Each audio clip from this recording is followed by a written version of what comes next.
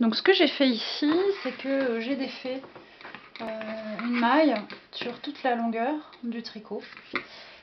Voilà. Et donc en fait je vais relever chacune des jambes ici qu'on voit avec un ratio bien précis, c'est-à-dire qu'au lieu de relever une sur une, je vais parfois en prendre deux. Donc je vais vous montrer ça. J'ai commencé ici à la base de mes deux ronds de point mousse.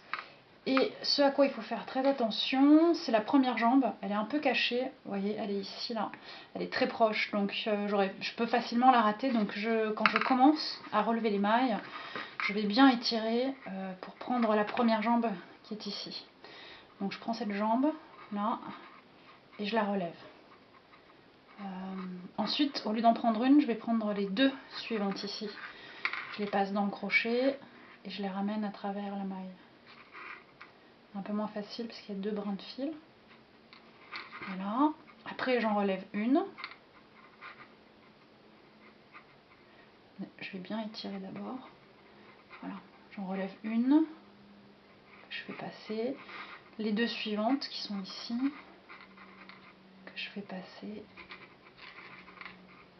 Une. Donc faire attention à bien étirer le tricot à chaque fois.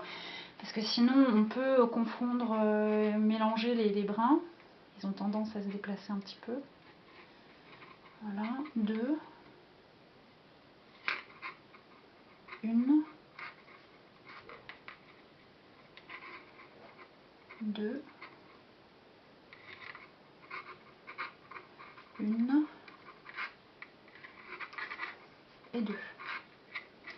Hop. Bien ici. Voilà, je passe ces deux mailles sur l'aiguille à nouveau pour sécuriser. Et j'enlève mon crochet. Donc ce que ça donne ici, au final, c'est une fausse couture quasiment invisible. Si on regarde l'arrière ici, on voit que ça fait des petites bosses de temps en temps. D'ailleurs, vous voyez, j'ai encore oublié un fil.